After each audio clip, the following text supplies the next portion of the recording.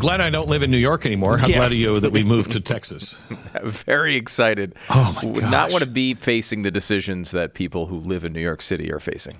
I mean, during COVID, you made a lot of money on cups, mugs, and T-shirts saying how bad Cuomo is, worst person in the world.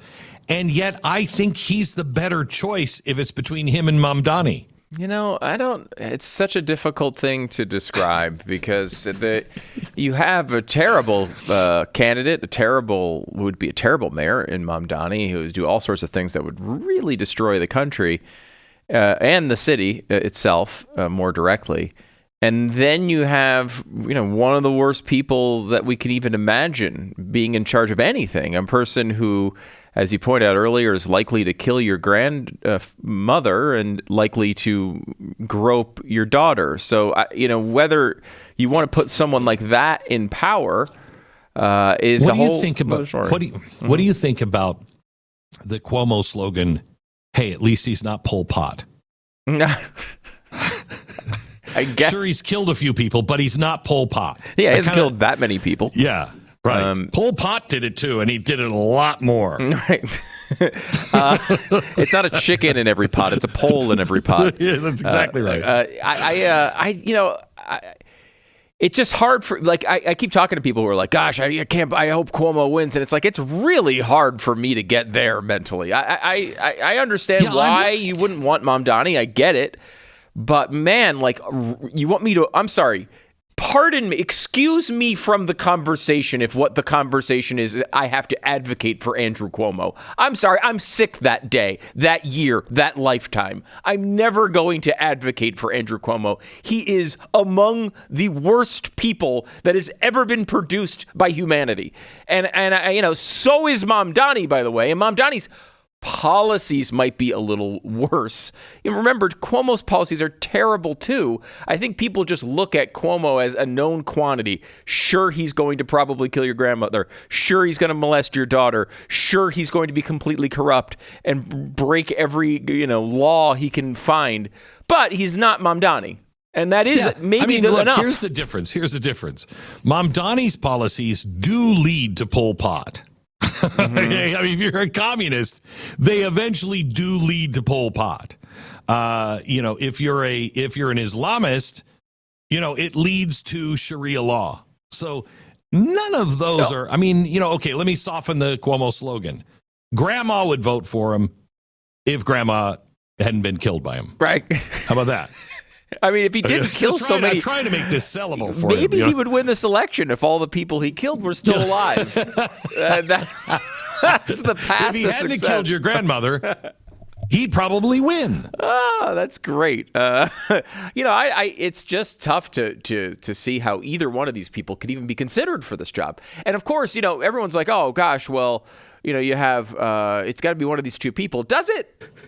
Is that true? I'm curious if that's actually true, because my understanding was there's a third person on stage, right. Curtis Sliwa, who would actually be a good mayor of the city, who's the main thing he's known for is trying to protect you from being stabbed on the subway. This is the one thing this guy's done his entire life, is take his own time and, yes, put on a somewhat silly hat and go out and try to protect you and your children from being stabbed or mugged. Yeah, but we can't have him. He's crazy. Let's not even consider him. Consider him. That makes perfect sense. Especially when you're New York City, a place that has had, I guess, people stabbed? No, a lot of people stabbed. Yeah. But I would say over the past 30 or 40 years has had two periods of prosperity.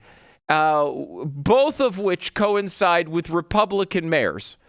And that's a total coincidence, of course.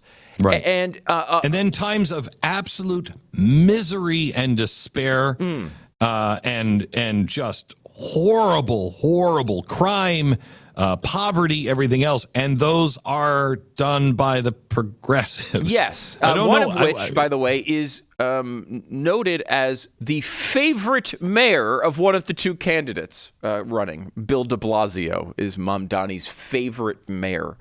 So those are your choices. Now, I can understand, like, and the reason why I think Cuomo seems a little bit better to people is like Mamdani's saying de Blasio is his favorite mayor, and Cuomo, I think intelligently, is coming out and saying, can you believe this guy?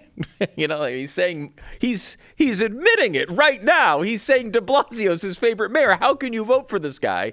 An understandable line of attack. Another understandable line of attack for Cuomo is to say, hey, have you noticed my opponent seems to really like Hamas? Has anyone noticed? Has anyone? Now, I know I killed a bunch of your grandparents, but he wants to kill all of you if you happen to be Jewish.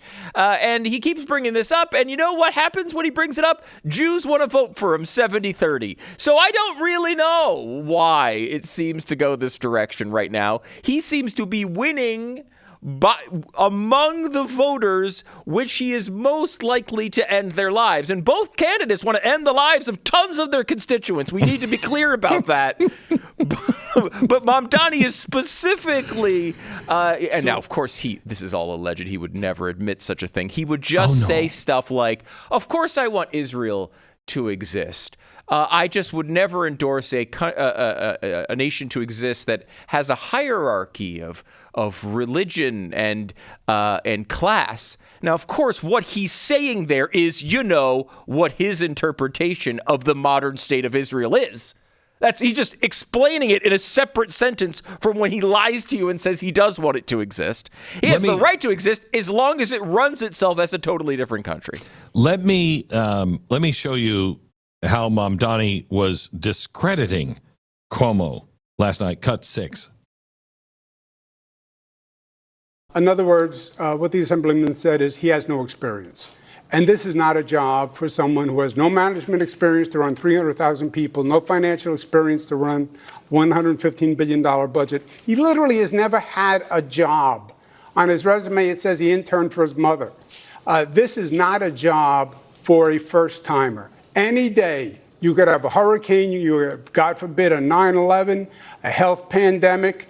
If you don't know what you're doing, Cuomo. people could die. Mr. Mamdani, you want to respond? And if we have a health pandemic, then why would New Yorkers turn back to the governor who sent seniors to their death in nursing homes? That's the kind of experience that's on offer here today. What I don't have in experience, I make up for in integrity. And what you don't have in integrity, you could never make up for in experience. Yes. May I? First, what you said was totally false, as you know. Which part was false?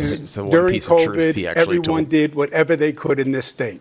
And there have been numerous investigations where they've gone through it, and they said we follow the federal guidance. But yes, people died during COVID, and my heart breaks for everyone that died in this state and across this nation. But just to be clear, just to fact check that, there is a criminal investigation reportedly underway at the DOJ about your testimony to Congress about your nursing home record. That is a political issue with the Congress. They made a referral, which has gone absolutely nowhere.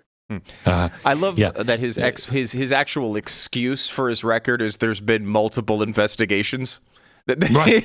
yeah, there have been. That's because a lot of people were dropping dead under your leadership, you moron. Oh, God, he's the worst.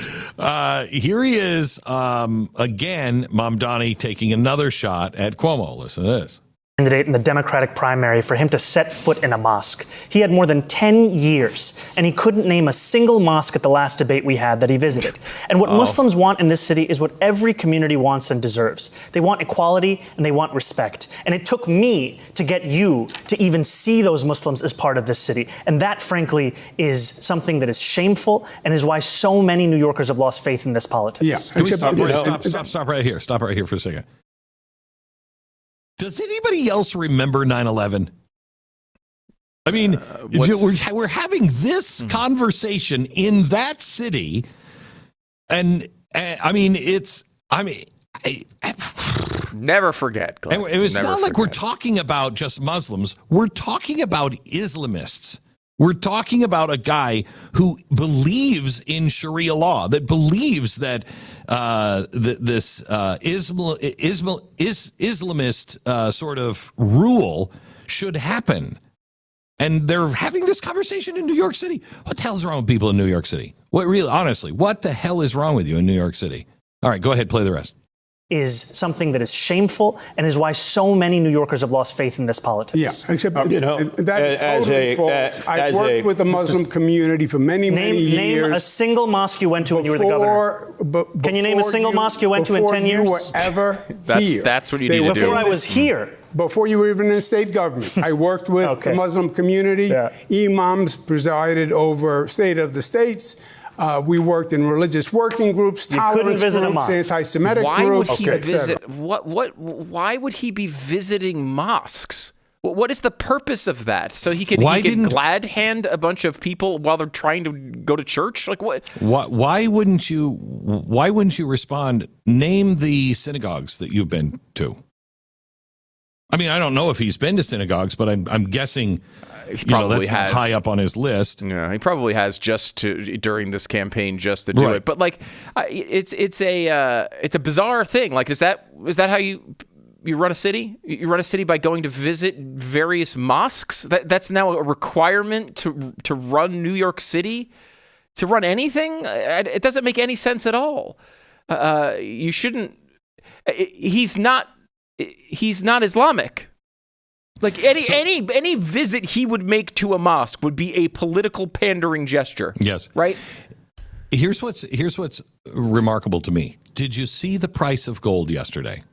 Yeah. What is it right now? It was at 43.25 last time I checked it. Yeah, 43.25. It was in the 3,000s a few days ago. 43.25. That is a big warning sign. You lose New York City. That is our financial capital. You start to take that city down and dismantle that city, that affects all of us. All of us. And New York is just going down this insane road like, we want to give this a whirl. Well, you're taking the rest of us down with you. I mean, it is, we need to pay attention. Gold, the price of gold is telling us something. What should we be hearing from that?